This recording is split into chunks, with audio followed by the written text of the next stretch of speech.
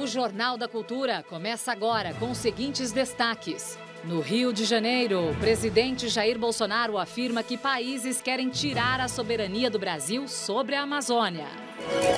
Consultoria do Senado diz que indicação de Eduardo Bolsonaro à Embaixada do Brasil nos Estados Unidos é nepotismo.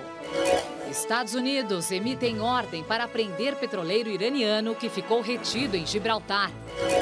Manifestantes tomam as ruas de Hong Kong. Desta vez, um grupo partidário do governo protestou contra a violência das manifestações.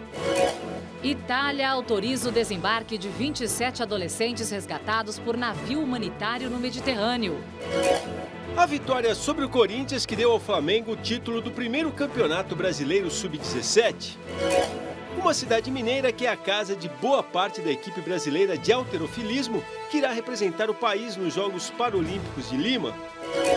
Os jogos deste sábado pelo Campeonato Brasileiro. Olá, boa noite.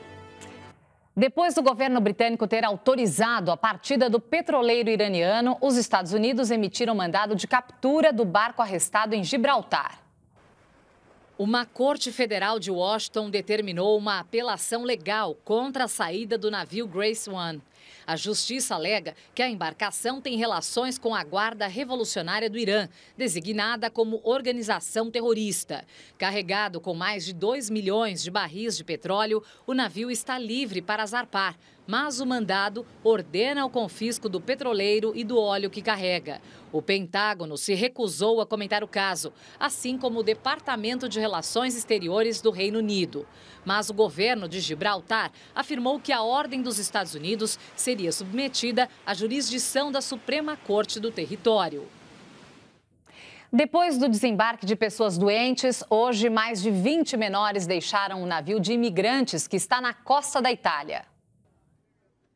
Após 16 dias esperando autorização para atracar num porto italiano, o navio da ONG espanhola Open Arms teve autorização hoje para desembarcar 27 menores de idade. 107 imigrantes ainda permanecem na embarcação. 6 países da Comunidade Europeia, França, Alemanha, Romênia, Portugal, Espanha e Luxemburgo, se comprometeram a receber os imigrantes. A ONG que opera o navio afirmou que não pode mais garantir a segurança dos refugiados, em sua maioria africanos, por causa das condições a bordo.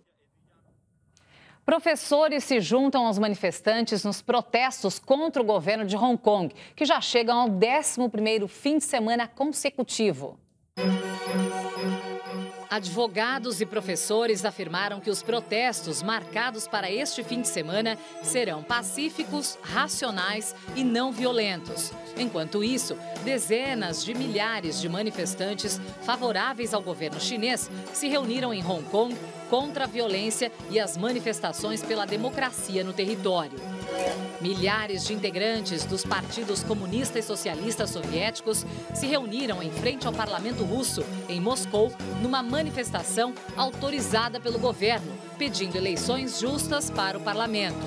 Em outro local da cidade, manifestantes em silêncio pediram eleições livres e liberdade para centenas de presos em protestos nas últimas semanas.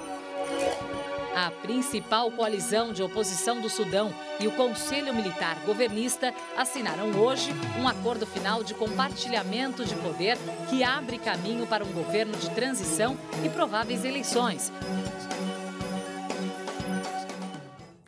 Uma exposição em São Paulo usa a realidade virtual para mergulhar os visitantes no universo de Vincent van Gogh, um dos maiores gênios da pintura de todos os tempos. Van Gogh, esse é o efeito do artista, uma fila para ver as obras dele. Paisagens somadas às cartas trocadas entre o pintor e Theo, o irmão dele, realidade virtual, música, resultado. Em cada uma das 5 salas, o espectador é capaz de vivenciar o que Van Gogh pensava quando pintava essas obras. Essa sala é o Jardim de Íris e aqui tem 2 cores muito representativas na obra do artista. O azul significa a natureza que ele tanto amou, já o amarelo é a felicidade que ele buscou a vida inteira. Ele era uma pessoa muito incompreendida, muito triste, muito solitária. E eu acho que só depois de muitos anos da morte dele é que ele começou a mostrar para o mundo os sentimentos dele. Ele começou a ser um pouquinho mais compreendido. Na sala da Amendoeira em Flor, a Júlia toca uma reprodução da obra. Escuta, mesmo com baixa visão. A exposição é acessível. Mãe e filha conseguem desfrutar de uma mesma experiência. Ela gosta do contraste, da luz, de poder tocar, né? Tem tudo, tem o braille adaptado, tem bastante coisinha aí que ajuda bastante pra gente. No final, ainda tem uma lembrança de Van Gogh. Tudo de graça no Shopping Higienópolis, zona oeste da capital paulista.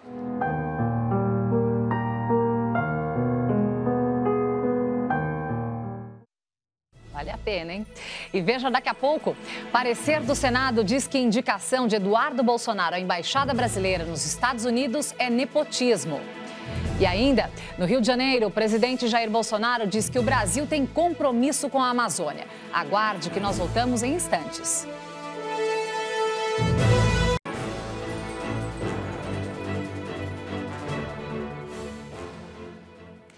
Representantes da Comissão de Direitos Humanos da Câmara dos Deputados contestaram o laudo preliminar da Polícia Federal, que sugeriu que o cacique Emira Waiapi morreu afogado.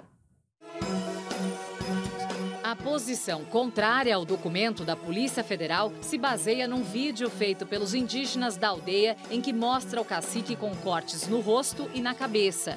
A imagem não foi divulgada oficialmente. Segundo os legistas, o corpo do cacique tinha apenas uma lesão superficial na cabeça e sem sinais de enforcamento e nem perfurações. Ele foi encontrado morto nas margens de um rio no fim de julho. Segundo a tribo Waiapi, o cacique foi assassinado por garimpeiros.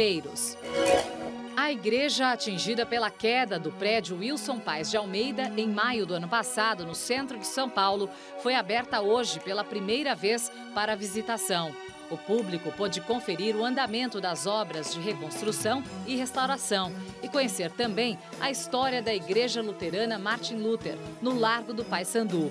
As visitas guiadas fazem parte da programação da Jornada do Patrimônio, que acontece neste final de semana na capital paulista. No pátio do colégio, o poeta e escritor Mário de Andrade, interpretado pelo ator Pascoal da Conceição, comandou o grande cortejo da memória paulistana. O espetáculo itinerante a céu aberto percorreu o triângulo histórico da capital paulista.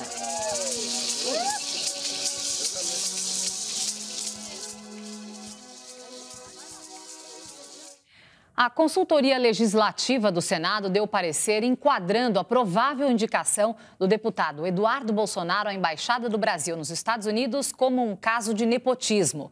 O texto argumenta que a função é um cargo comissionado comum e, neste caso, o nepotismo é proibido por um decreto de 2010 e por uma decisão do Supremo Tribunal Federal de 2008. O parecer esclarece que, caso o cargo de embaixador fosse meramente político, como de ministro ou secretário, poderia haver uma exceção à regra do nepotismo. A assessoria de imprensa de Eduardo Bolsonaro não respondeu às mensagens da nossa produção.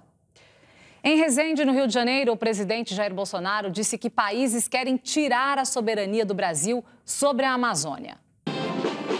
Bolsonaro falou sobre o assunto durante a cerimônia de entrega do espadinho aos cadetes da Academia Militar das Agulhas Negras. Nós temos um compromisso com esse pedaço de terra mais rico e sagrado do mundo. Não é à toa que outros países cada vez mais tentam ganhar a guerra da informação para que nós venhamos a perder a soberania sobre essa área. A declaração é uma referência à recente decisão da Noruega e da Alemanha de suspenderem os repasses ao Fundo Amazônia, acusando o Brasil de não cumprir acordos de combate ao desmatamento.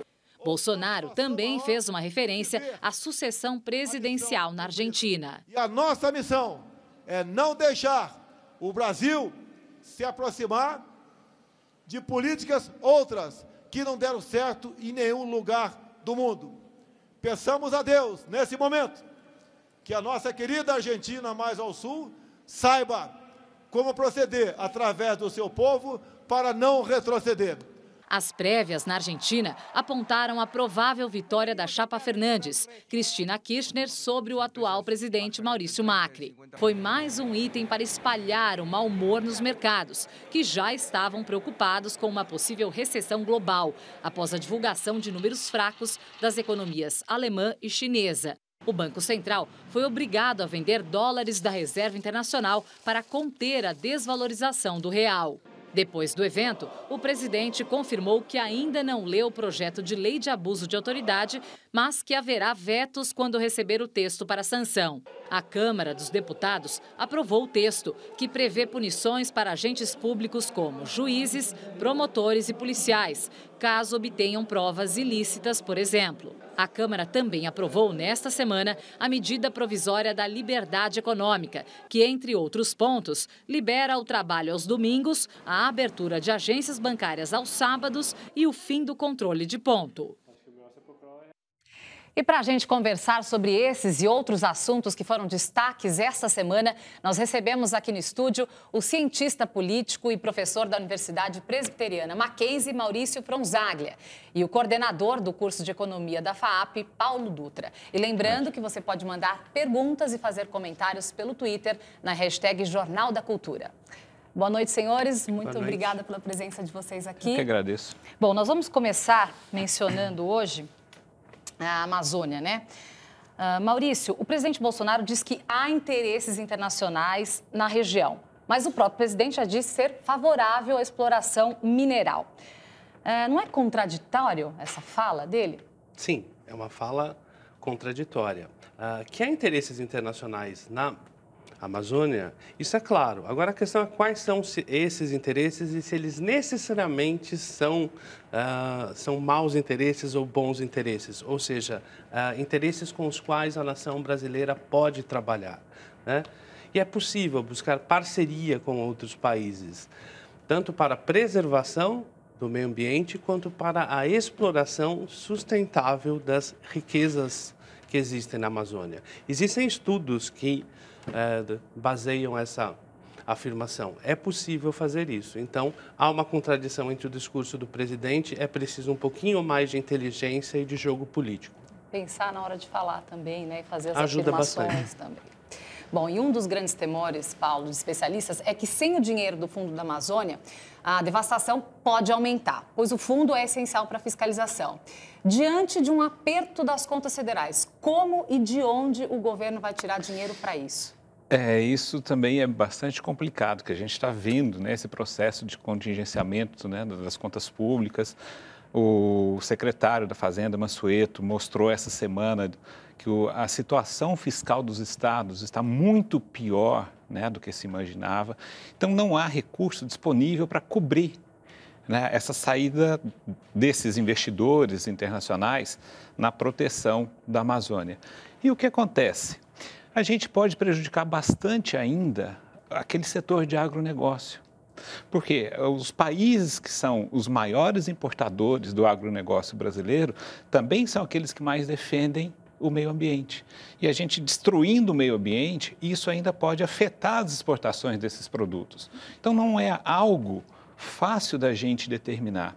E como o professor Maurício disse, existem estudos, e aí muito sérios, que quando se coloca a questão da Noruega na caça às baleias, por exemplo, os estudos permitem cientificamente que possam ser caçadas determinadas espécies de baleias e quantidades específicas.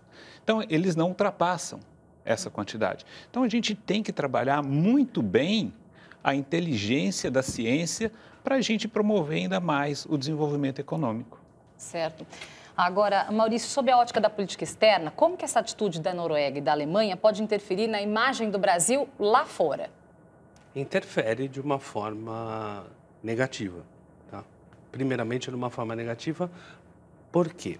São dois países que, de décadas para cá, eles vêm se destacando como líderes no desenvolvimento de tecnologia para gerar desenvolvimento sustentável. Tá? São dois países líderes nessa área. Então, são dois países que têm voz no cenário internacional e uma voz qualificada pela experiência que eles têm. Então, isso pode nos trazer, sim. uma certa influência, né, negativa. Sim. Tá certo. Agora a gente vai falar sobre a crise na Argentina, né? Outro tema mencionado hoje pelo Bolsonaro. Paulo, hoje o nosso vizinho é o maior comprador, a gente sabe, de manufaturados brasileiros. Então, Sim. O senhor acredita que as falas do presidente podem, de fato, afetar as relações comerciais? Olha, a gente tem um problema com a Argentina, né, com essas falas, desde a vitória do presidente Bolsonaro, quando o nosso ministro da Economia, Paulo Guedes, falou que o Mercosul não era prioritário. E nós sabemos que a Argentina é o principal parceiro no caso de produtos manufaturados. Então, aquele que tem uma cadeia produtiva maior, que a gente gera uma maior quantidade de empregos em termos absolutos na sua cadeia de produção. Nós também comercializamos com a Argentina esses produtos, no caso, né, a agricultura, minério, mas a principal pauta de exportação para a Argentina são os manufaturados. Quando a gente vê essa crise na Argentina, isso faz com que a nossa indústria, que poderia exportar mais, tenha uma retração.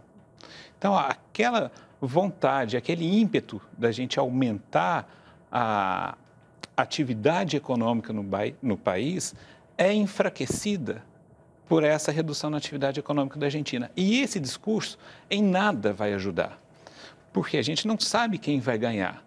Se a gente já constrói o inimigo hoje, quando esse inimigo ganhar e assumir, nós vamos estar numa situação muito pior.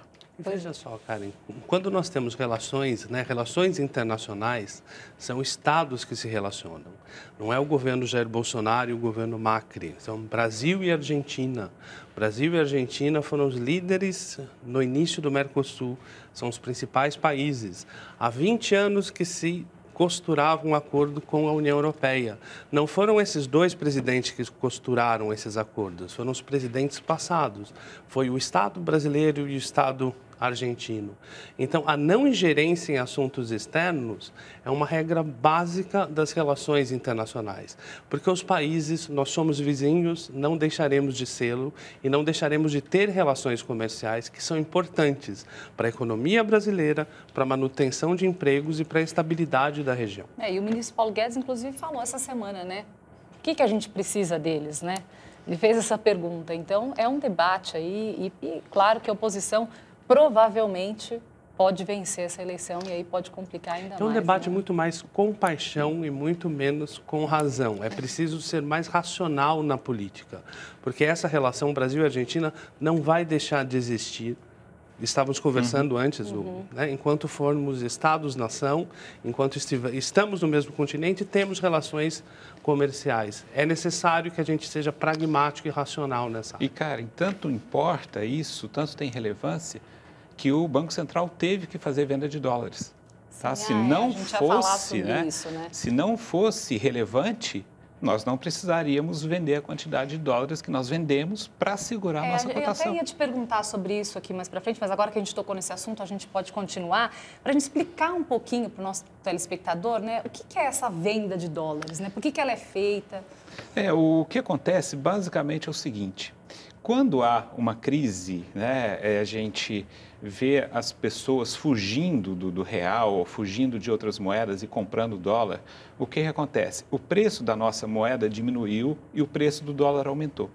E isso afeta em muito, principalmente aquelas empresas que têm dívidas em dólares, ou os importadores, que os produtos vão ficar mais caros, ou as empresas que compram os insumos importados para a sua produção. Então, essa variação cambial, ela não pode ser muito grande. Então, o Banco Central faz intervenção quando tem essa demanda de dólares muito grande, ele entra vendendo para estabilizar o preço da moeda, para que isso não gere grande instabilidade e prejudique, por exemplo, no custo da produção. Porque isso afeta a economia como? Eu aumento o custo do produto, do insumo importado, isso é transferido para o preço, eu não consigo vender, vou gerar mais desemprego. Então, afeta. A Argentina é importante para a gente. Tá? Como eu já tinha dito, na cadeia produtiva, que a gente agrega muito valor ao longo da produção, eles são o principal parceiro. Depois são os Estados Unidos. e alguns países europeus. Então, a gente não pode deixar de forma alguma que ocorra essa instabilidade cambial. E por isso o Banco Central agiu. Ele está correto em agir. Está correto. Agora vamos falar sobre outro tema aqui, sobre o abuso de autoridade, né? Bom, a gente viu aí, o presidente Bolsonaro, ele afirmou sem especificar que vai vetar alguns pontos do texto, né? Isso pode causar uma crise entre o governo e o Congresso? Veja, na verdade, o projeto que chega ao presidente, ele já foi modificado, né, no Senado e na Câmara. E tendo sido modificado, ele gerou insatisfação, por exemplo, da Polícia Federal, né, de alguns juízes que dizem que, se esse projeto estivesse em vigor, muito do andamento da Lava Jato não aconteceria. Então, isso é outra coisa que veja só, não é um simples projeto de lei, é preciso se perguntar o que está por trás dele. E o que está por trás dele é uma briga, é um conflito entre grupos políticos, né, e grupos ali do Poder Judiciário. Grupos do Poder Político que se veem, digamos assim, cercados ou chantageados pelo Poder Judiciário, né, porque acham que o Poder Judiciário abusa do seu poder, aquela distribuição que deveria ser equilibrada, e, por outro lado, membros do Judiciário achando que é um controle indevido que o Legislativo está fazendo nas suas ações. Então, ainda precisa ver se o presidente vai conseguir agir aí como um líder apaziguador nessa questão. Tá certo. Vamos seguir aqui com uma outra informação. Uma interferência do presidente Jair Bolsonaro na Polícia Federal pode colocar a corporação em descrédito. A declaração é do presidente da Associação Nacional dos Delegados da PF em entrevista ao portal UOL. Edvandir Félix de Paiva diz que o presidente deve indicar o diretor-geral da PF e este deve ter liberdade para montar sua equipe. Para Paiva, se o presidente interferir nos cargos internos, pode colocar a Polícia Federal em descrédito. A troca no comando da PF do Rio gerou uma crise entre o presidente Jair Bolsonaro e a corporação, subordinada ao ministro da Justiça e Segurança Pública, Sérgio Moro. Bolsonaro anunciou a saída de Ricardo Saad por questões de produtividade e de um sentimento para evitar problemas. O substituto seria o superintendente do Amazonas, Alexandre Saraiva. A PF reagiu.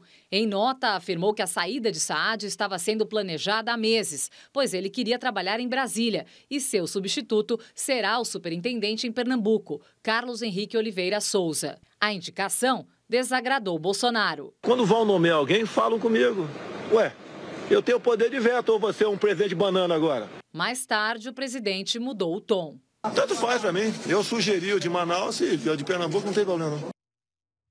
Maurício, o senhor acredita que essa interferência do Bolsonaro pode mesmo colocar a Polícia Federal em descrédito? Olha, pode gerar, como já está gerando, um estresse desnecessário. Tá? Uma das funções do presidente, é preciso que a gente deixe isso claro, assim, ele precisa ser um líder político hábil.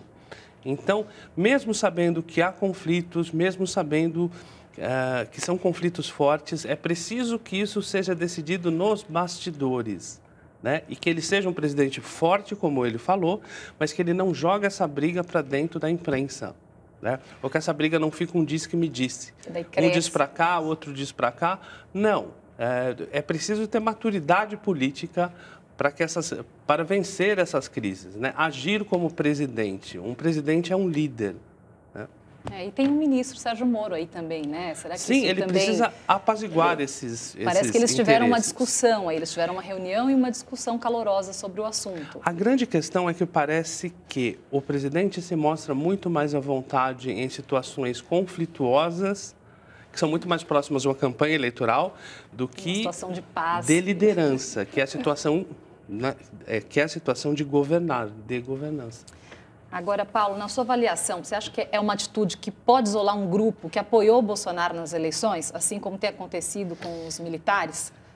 O que eu estou percebendo, né, infelizmente, é que parece-me que ele voltou para o período campanha. Então, quanto mais agressivo, mais aquela parte que o apoiou na campanha, aquele núcleo duro da sua campanha, gosta disso. Então, faz bravatas com relação à Amazônia, né, com relação Alemanha, Noruega. Agora, na verdade, eu imagino que ele tenha reduzido, inclusive, o papel do Sérgio Moro, que muita gente dessas pessoas do núcleo duro adoram o Sérgio Moro e acreditam que ele seja também um grande salvador da nação. Então, as pessoas têm que perceber, tá, que essa forma de governar do Bolsonaro, ela pode trazer consequências para os seus ministros, que é desvaziamento, que é retirada do poder e que, como o Maurício disse, o líder, ele tem que conduzir isso de uma forma muito mais serena, muito menos conflituosa. Porque nós temos que trabalhar pensando no longo prazo e não simplesmente no curto prazo com esses conflitos que toda hora geram problemas. E o grande conflito que eu vejo, principalmente na economia, foi o causado pelo tempo necessário para fazer as reformas que até agora a gente não avançou.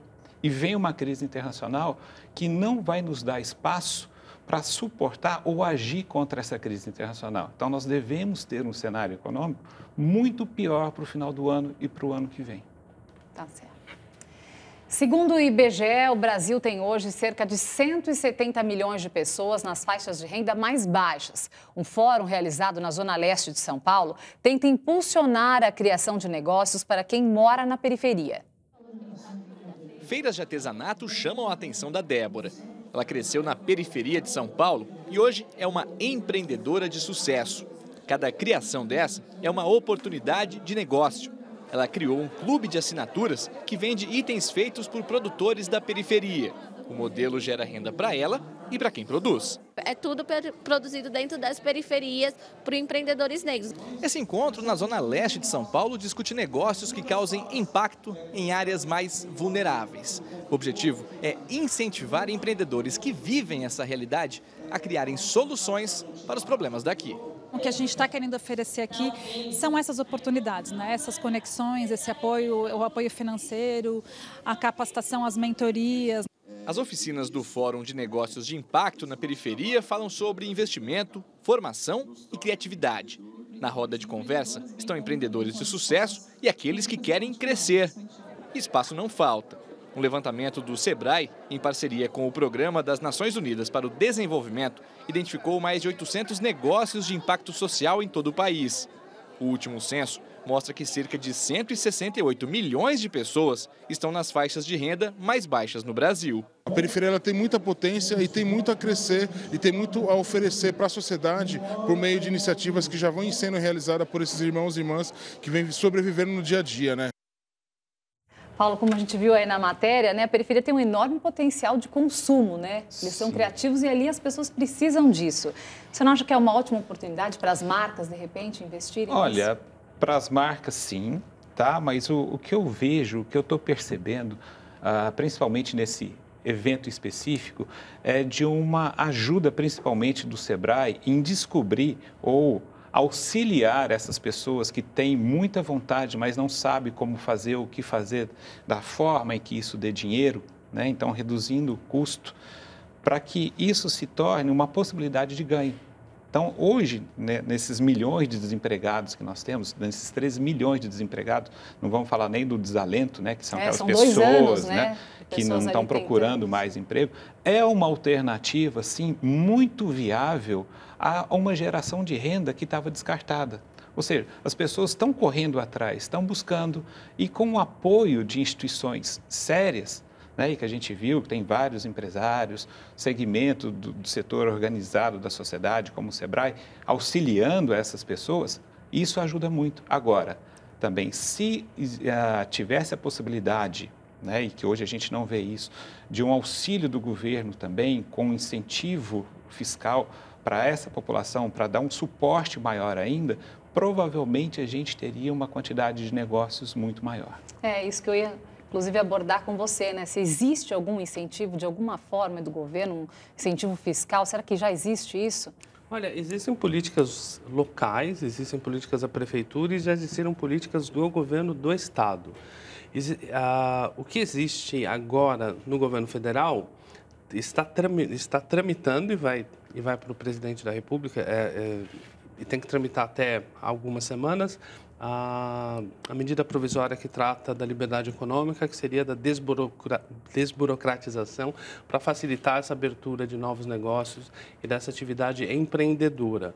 Tá? Mas as coisas não acontecem de uma maneira isolada. É preciso uma convergência de fatores para que essas atividades econômicas ganhem uma relevância maior, né? E em áreas que são as áreas mais sensíveis socialmente, são as áreas que mais sofrem com a questão do desemprego. Pois é, né? E com a crise aí, tá todo mundo tendo que se virar e o brasileiro é muito criativo, geralmente, né? Eles conseguem dar nó em pingo d'água. E como o Maurício disse, se a gente tiver também a parte da educação suportando isso, né, que a gente já viu o início, o Sebrae faz isso, mas de mais instituições de ensino, oferecendo incentivando, cursos, né? Ensinando. Né? Isso é muito bom para que a gente desenvolva esse espírito empreendedor nessa população. Tá certo. Senhores, gostaria muito de agradecer a presença de vocês aqui, viu? Eu que agradeço. Muito obrigado pelas informações. Eu que agradeço. Bom fim de semana para vocês. Igualmente. É possível recuperar florestas desmatadas, mas com a perda de biodiversidade. Este é um dos destaques do Repórter Eco, que vai ao ar amanhã, aqui na TV Cultura. No Repórter Eco, você acompanha o estudo internacional que traz certo otimismo quanto à regeneração de florestas tropicais desmatadas. E ainda conheça a educadora e musicóloga Lídia Ortélio. Ela pesquisa há décadas as cantigas, brincadeiras e brinquedos do universo da criança. Repórter Eco inédito, domingo, 5h30 da tarde. E agora em novo dia e horário de reapresentação, sexta-feira, às 11h15 da noite. A gente espera você. Até lá!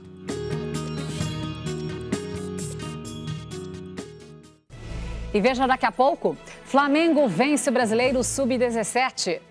E ainda os gols deste sábado do Campeonato Brasileiro. Não saia daí, nós voltamos já já.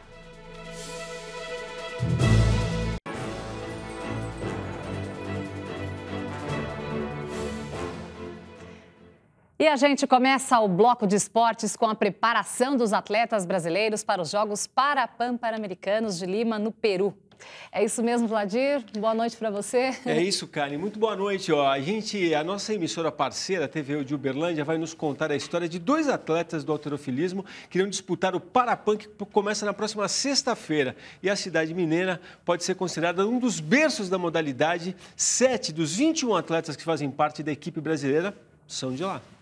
Alguns paratletas do halterofilismo de Uberlândia já estão treinando intensamente para o Parapan, que começa no próximo dia 23 em Lima, no Peru. Dos 21 paratletas do halterofilismo que embarcarão rumo a Lima, 7 são daqui.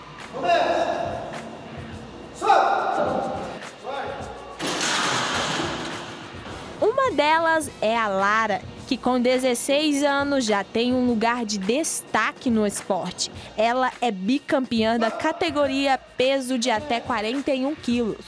Foi ouro no Mundial em Dubai, na categoria júnior e prata na adulto. A intenção era fazer natação, e aí meu técnico falou assim, não, eu vou te levar para o halterofilismo, vamos lá fazer um teste. Se você gostar, pode continuar. E eu fiz o teste, eu gostei do desafio, então é por isso que eu tô aqui até hoje. Lara é paratleta há 5 anos e, além da bolsa de incentivo, conta com uma estrutura adequada para treino desde o início. Diferente de Rodrigo, um dos primeiros paratletas de halterofilismo da cidade. 13 vezes campeão brasileiro, ele relembra que quando começou, tudo era bem diferente. Mudou muita coisa, hoje os bancos são oficiais, as anilhas. É um suporte assim que é 100% para a gente mesmo, para nós estar dando o melhor de nós. Quando o atleta chega no alto rendimento, ele consegue uma bolsa nacional, isso faz com que incentiva cada vez mais o atleta se manter entre os melhores e ele sempre almejando os melhores resultados internacionais. É claro, o último resultado é a Paralimpíada que a gente tanto sonha. E olha, para chegar nesse objetivo não é nada fácil, viu? Eu mesma posso afirmar isso após ter sido desafiada por uma das paratletas para sentir um gostinho do esporte. Na primeira até que deu, viu? Mas foi só colocar um pezinho a mais que eu não consegui nem mexer a barra. E isso não foi nem uma amostra do quanto o treino desse pessoal é puxado.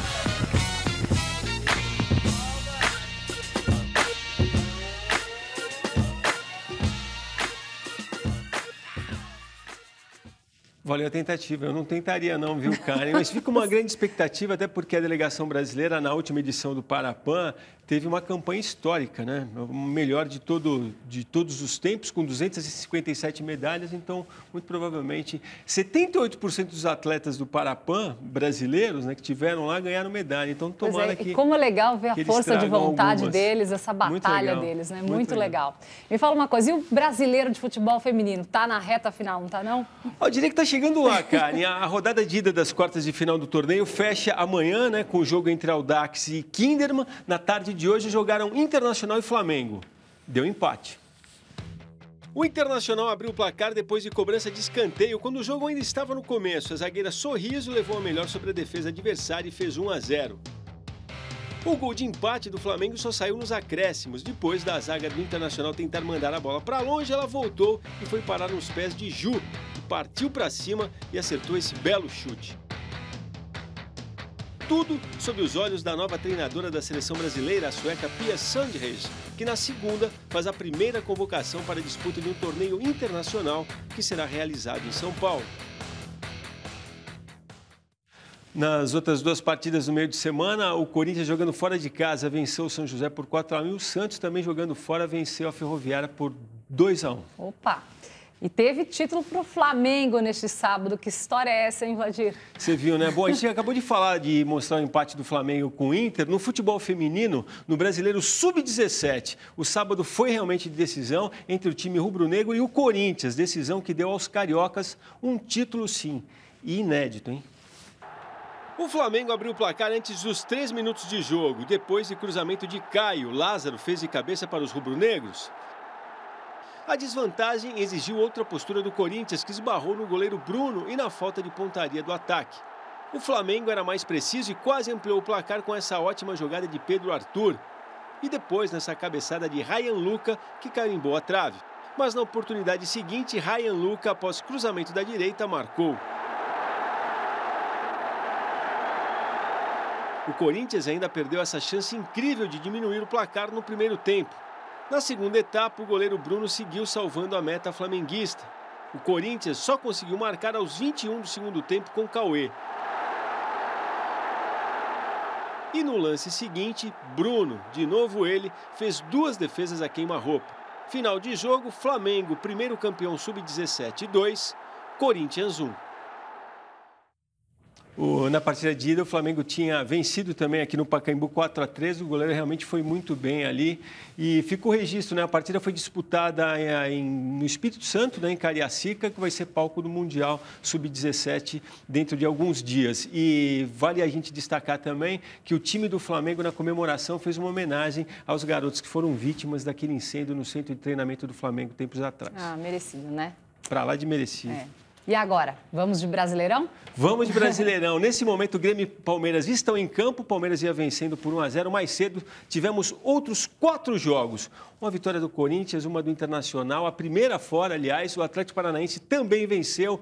E o Flamengo, de quem a gente já falou tanto, goleou. No Castelão, a partida entre Fortaleza e Internacional atrasou quase 20 minutos por causa de um enxame de abelhas. E o único gol do jogo nasceu na metade do segundo tempo, depois dessa trombada de Guilherme Parede com o adversário. Ele insistiu no lance e depois do chute e da defesa parcial de Felipe Alves, Wellington Silva fez 1-0 Internacional. Em Itaquera, finalzinho da primeira etapa, Pedrinho deu uma sambada para cima do marcador, partiu para a linha de fundo, mandou para a área e Bozelli abriu o placar. No segundo tempo, Pedrinho de novo pela direita. Depois do chute no rebote do goleiro Gatito, Everaldo marcou. Na Arena da Baixada, o Atlético Paranaense venceu o Atlético Mineiro por 1-0 com esse belo gol de Marcelo Cirino, marcado da entrada da área. No estádio Mané Garrincha, em Brasília, Bruno Henrique abriu o placar para o Flamengo no clássico contra o Vasco com um belo gol. No segundo tempo, de novo ele, Bruno Henrique, tabelou com o Cuéllar e mesmo cercado pela zaga, mandou para a rede. O Vasco diminuiu com Leandro Castan de cabeça. Mas Gabriel aproveitou o rebote do goleiro e voltou a ampliar o placar para os rubro-negros. E virou goleada. De pênalti, o uruguaio Arrascaeta marcou o 4º gol do Flamengo. E o placar terminou assim: Flamengo 4, Vasco 1. Bom, Karine, às vezes é até difícil acreditar, mas essa vitória fora do Internacional foi a primeira no Campeonato Brasileiro. Corintianos e flamenguistas estão empolgados, tem motivos para isso. O Corinthians chegou aos 27 pontos, é quinto colocado nesse momento. Tá bem, mas tem então, é o mesmo número de pontos do Atlético, que é o quarto, está ali entre os quatro. E o Flamengo vem jogando realmente muito bem, a gente viu aí os gols bonitos, um número. Tem nesse momento, aliás, o artilheiro e o vice-artilheiro do Campeonato Brasileiro. Então, opa, fase boa do Flamengo. Tá indo. Obrigada pela sua participação, bom fim de semana, prazer, aproveite. Para nós. Nos vemos na segunda de novo. Uma boa noite a todos. Isso aí. E a gente termina essa edição do Jornal da Cultura com as imagens que viraram notícia hoje. E não se esqueça de acessar o nosso canal no YouTube. O endereço é youtube.com/jornalismo TV Cultura. Muito obrigada pela companhia, uma boa noite, um ótimo domingo. Até segunda.